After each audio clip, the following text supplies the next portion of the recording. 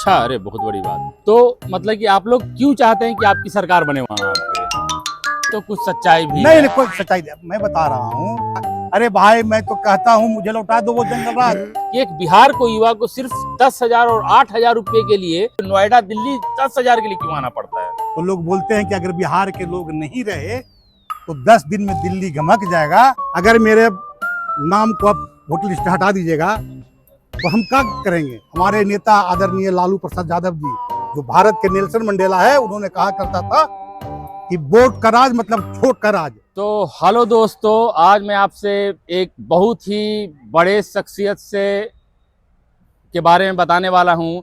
वीरेंद्र गोप जी, जो कि राजद के प्रदेश महासचिव हैं, और उनसे मैं बात करवाता हूं आपसे, उनसे कुछ थोड़ा बहुत रूबरू करेंगे।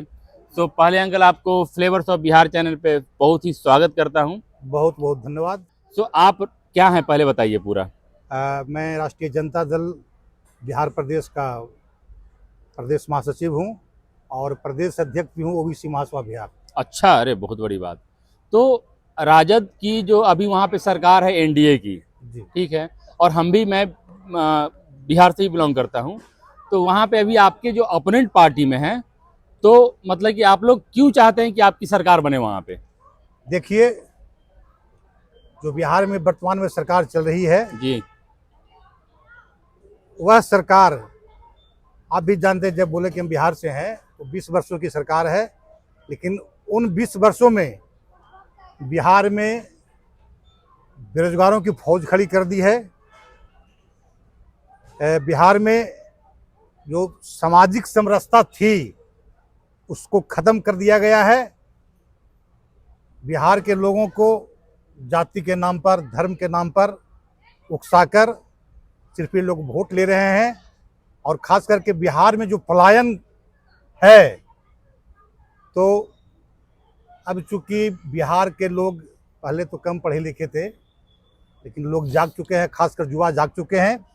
और वो लोग तय कर लिया है कि बिहार के पूर्व मुख्यमंत्री युवा आयुक्त आदरणीय तेजस्वी प्रसाद यादव जी ने जो 17 महीनों में तो उन्होंने जो वादा किया था 2020 में जी कि हम पहली कलम से मुख्यमंत्री बनेंगे तो 10 लाख नौकरी देंगे, जी। लेकिन संजोग से बेईमानी की वजह से, चोरी की वजह से सरकार में नहीं आ पाए। सर, यहाँ लेकिन पे जैसे ही थोड़ा सा उनको मौका आपको मिला, रोकूंगा। जैसे कि यहाँ पे दो बात आपने बताई कि बिहार में इतना लाख नौकरियां, जी और दूसरा बात कि उन्होंने बताया कि दूसरे पे आप बता रहे हैं। तो इसमें आपका एक राजद का जो छवि बन चुका है, जो कि हम लोग भी बचपन में रहा करते थे। तो उस समय गुंडागर्दी, और बिहार में जैसे कि बहुत सारा, जैसे गया डिस्ट्रिक्ट या बहुत सारे डिस्ट्रिक्ट में औरंगाबाद डिस्ट्रिक्ट, क्योंकि हम लोग शाम में नहीं निकलते थे। मैं इस पर जवाब दे दूं। जी सबसे पहले जो 15 वर्ष का राजद का शासनकाल था, उसको लोग बहुत चालाकी से बदनाम करने के लिए जंगल राज की संज्ञा दी। मैं सच में बताऊं तो वह 15 साल बिहार के दलित, पिछड़ा, अति पिछड़ा समाज का, यानी बहुजन समाज का स्वर्णिम काल था। आपको भी पता होना चाहिए कि 1990 के पहले के बिहार, क्योंकि आप बिहार से हैं, जी। आपको पता होगा क्या था। और जब आदरणीय लालू प्रसाद यादव जी की सरकार बनी तो सबसे पहले उन्होंने पूरे बिहार में 6 यूनिवर्सिटी खोले। उसके बाद चरवाहा विद्यालय का ऐसा कंसेप्ट था। लेकिन वहाँ फिर मैं आपको एक टोकता हूँ, जैसे उस समय एक यूनिवर्सिटी का जो कॉन्सेप्ट था, वो वहाँ पे डिग्रियाँ बहुत, मतलब कि जो ड्यूरेशन रहते थे, एकेडमिक ड्यूरेशन रहते थे, वो बहुत लेट होता था। 3 साल का ग्रेजुएशन, 5 साल, 6 साल, वो भी मतलब फिक्स नहीं है। मैं दूसरा, पहले ही बता चुका हूँ आपको कि एक साजिश के तहत, चालाकी से। तो कुछ सच्चाई भी नहीं है। नहीं, कोई सच्चाई नहीं। मैं बता रहा हूँ कि जिस प्रकार जंगल राज की संज्ञा दी गई, आप ही बताइए, जंगल राज थी एक गरीब का राज स्थापित होना, गरीब को एक जमींदार तबके के जो लोग थे उसके समक्ष ला के खड़ा करना जंगल राज है। लेकिन मनुवादी व्यवस्था के कारण जो शिक्षा के क्षेत्र में, प्रशासनिक क्षेत्र में मनुवादी विचारधारा के लोग बैठे हुए थे, तो लालू जी की सरकार को बदनाम करने के लिए डीले करते थे। और रही, कहीं कहीं कुछ क्राइम होती थी। तो ठीक है, एक पे एक इस पे सर सर एक और बात कहते हैं कि जो पुरानी बातें बहुत लंबी हो जाएंगी, तो उससे ज़्यादा जो अभी क्या है ना कि जो अभी का जो बिहार का जो भविष्य जो होना चाहिए, तो नौकरियां आप अगर सरकारी सिर्फ सरकारी नौकरी देते हैं, तो हम लोग जो आजकल के ज़माने में जहाँ पर आर्टिफिशियल इंटेलिजेंस या बहुत तरह तरह की चीज़ें आ रही जो कि बहुत सारी नौकरियां चली जाएंगी, और ये सच्चाई है। ये समाज को और खास करके हम लोग को लगता है कि बिहार के लोगों को जानना पड़ेगा, समझना पड़ेगा, खास करके गरीब तबका को, कि अगर अपने स्किल्ड को और अपने उस लेवल के एम्प्लॉयमेंट को अगर नहीं, पढ़ाई लिखाई को नहीं अगर बेहतर किए, तो बहुत लोगों में बहुत ज़्यादा अनएम्प्लॉयमेंट दिक्कत आएगा। लेकिन वहाँ पे जब तक प्राइवेट नौकरी नहीं आएगा तो फिर आम आदमी को बहुत दिक्कत होने वाला है। तो आपने, लगता है कि तेजस्वी जी की जो विजन है बढ़िया से नहीं देख सके। जो उनका विजन है, उन्होंने कहा था कि युवाओं के विकास के लिए हम युवा आयोग का गठन करेंगे, स्किल डेवलपमेंट के लिए बहुत से सारे इंस्टीट्यूशन खोलेंगे, और बिहार को खास करके जो पलायन का दंश झेल रहा है बिहार के युवा, वो पलायन नहीं करना पड़े, उसके लिए लघु उद्योग, बड़े उद्योग के स्थापित करेंगे। और साथ ही साथ जो मेधावी छात्र है उसके लिए यहाँ पर नौकरियों की व्यवस्था करेंगे। अब इसमें सर एक बात पे और रोकना चाहता हूँ कि एक बात है कि हमको बहुत बड़ा, खुद में भी बहुत शर्म आती है, और मैं इस पे बहुत ज़्यादा रिपोर्टिंग करना चाहता हूँ कि एक बिहार को युवा को सिर्फ 10,000 और 8,000 रुपये के लिए यहाँ पे चमड़े का काम या फिर जूते पॉलिश करने के लिए 10,000 के लिए, या फिर रिक्शा चलाने के लिए नोएडा दिल्ली 10,000 के लिए क्यों आना पड़ता है। मैं आपसे सहमत हूँ, और मुझे भी बहुत लज्जा महसूस होती है जब हम दिल्ली में आते हैं तो लोग बोलते हैं कि अगर बिहार के लोग नहीं रहे तो 10 दिन में दिल्ली गमक जाएगा। वो तो गलत बात है अंकल, ऐसा नहीं बोलना चाहिए कि मतलब नहीं, चूंकि अभी आपने खुद बोला कूड़ा बीनने वाला, चमड़ा का काम सब बिहारी लोग करते हैं, तो ये बिहार में ही होना चाहिए ना। 20 वर्षों से हाँ, आप सत्ता में बैठे हुए हैं, हाँ, वो जो और भी सिर्फ एक नारा देकर जंगल राज वापिस आ जाएगा, जंगल राज वापिस आ जाएगा। अरे भाई, मैं तो कहता हूं मुझे लौटा दो वो जंगल राज जिसमें सभी वर्गों को बराबर सम्मान मिलता था, बराबर बैठने के हक मिलता था, शिक्षा में बराबरी मिलता था। आज क्या है बिहार में, आप देख रहे होंगे, गरीब और गरीब होते जा रहा है और अमीर अमीर बनते जा रहा है। तो मैं खास करके आपके चैनल के माध्यम से बिहार के युवाओं से अपील करता हूं कि इस बार 2025 में जो है, आप न जाति पर न धर्म पर, सिर्फ अपने भविष्य पर और खास करके आने वाले अपने बच्चों के भविष्य को देखते हुए तेजस्वी जी को मुख्यमंत्री बनाए और बिहार को विकास के पथ पर आगे बढ़ाएं। एक बहुत इंपॉर्टेंट सा सवाल पैदा होता है कि जो भी मतलब आज से 5 से 7 साल पहले जहाँ पे बाहर बड़े बड़े पैकेज कमाने के लिए आईटी इंजीनियर, सॉफ्टवेयर इंजीनियर बाहर विदेश में काम करते थे, वही बिहार के लोग बेंगलोर जैसे शहर में, आईटी शहर में बहुत बड़े बड़े पैकेज पे लोग काम कर रहे हैं। तो ऐसा क्या उनको जल्दी चाहिए, क्योंकि हम लोग के उम्र के लड़के लोग को क्या चाहिए ना कि जल्दी से एक ऐसा आईटी कंपनी वहाँ सेटअप हो, और बहुत मतलब होता है ना कि उसकी रफ्तार बहुत तेजी से होनी चाहिए, जो कि वहाँ पे लोग लड़के अगर 1 लाख जो खर्चे हो रहे हैं, अगर वो लड़के यहाँ पे अगर बिहार में रहते, वहाँ अगर 1 लाख रुपया खर्च करते तो कितने ज़्यादा एम्प्लॉयमेंट ये होता है। इस पे आप क्या करना चाहते हैं। बिहार के युवा मन बना चुका है, इस बार तेजस्वी जी की सरकार जब बनने जा रही है। इस पे आपका रोड मैप क्या है, व्यू क्या है। मैं बता रहा हूँ व्यू, तो मैं जो मेरा व्यू था उस पर आप देख रहे हैं कि आईटी सेक्टर अंकल, बहुत बड़े बिहारी लोग आईटी सेक्टर में, आईटी सेक्टर का भी डेवलपमेंट का कार्य होगा, और उस पथ पर काम कर चुके हैं। जब 17 महीना उप मुख्यमंत्री रहे थे तो आईटी के क्षेत्र में, हेल्थ के क्षेत्र में, एजुकेशन के क्षेत्र में ऐसा काम किए थे तेजस्वी जी, जैसे ही उनको मौका मिलता है तो करके दिखा देंगे। और सबसे पहले बिहार के लोग जो पलायन का दंश झेल रहा है, नहीं झेलना पड़ेगा, बिहार में उसको रोजगार मिलेगा। और हमारे लोग, हमारे पैसा खर्च होता है, कभी जो बंगलोर में जाके पढ़ाई करता है, क्या कहते हैं ये राजस्थान में कौन सा कोटा जो जाता है, तो सारा सुविधा बिहार में उपलब्ध होगा।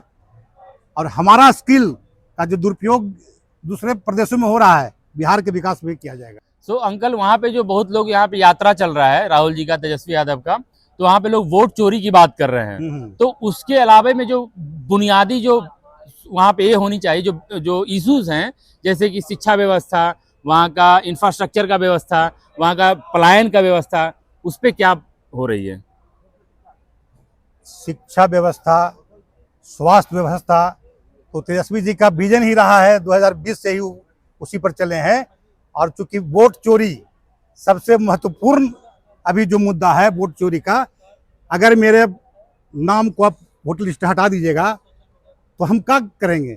हम भारत के नागरिक ही नहीं रहेंगे। और जब हम भारत के नागरिक ही नहीं रहेंगे तो हमारी शिक्षा व्यवस्था, स्वास्थ्य व्यवस्था सब समाप्त हो जाएगी, क्योंकि हम नागरिक ही नहीं रहेंगे। राइट। तो सबसे पहले जो कुचक्र करके अति पिछड़ा समाज, दलित समाज का और अल्पसंख्यक समाज का नाम को हटाया जा रहा है, जिंदा को मृत, अमृत को जिंदा किया जा रहा है, ये जरूरी था। अब मैं आपसे बताता हूं कि अगर अभी बारिश होने लगे तो हम लोग या तो दौड़ के भागेंगे वहां, और अगर हाथ में छतरी लगा लेंगे। ये वोट यात्रा जो है एक छतरी का काम कर रही है अपने वोट का अधिकार को बचाने के लिए। हमारे नेता आदरणीय लालू प्रसाद यादव जी, जो भारत के नेल्सन मंडेला है, उन्होंने कहा करता था कि वोट का राज मतलब छोट का राज। तो उसी छोट को राज को बचाने के लिए ये वोटर अधिकार यात्रा शुरुआत की गई थी, और इस पर हम लोग अंत तक लड़ेंगे। और कुछ हद तक सर्वोच्च न्यायालय ने हम लोगों को मदद किया है। हमारी जो मांगे थी चुनाव आयोग को मानना पड़ा है। सो वीरेंद्र जी से बहुत अच्छी बात रही, और लास्ट में बहुत शॉर्ट में एक क्वेश्चन मैं आपको दागूंगा, उसका आप आंसर दीजिएगा।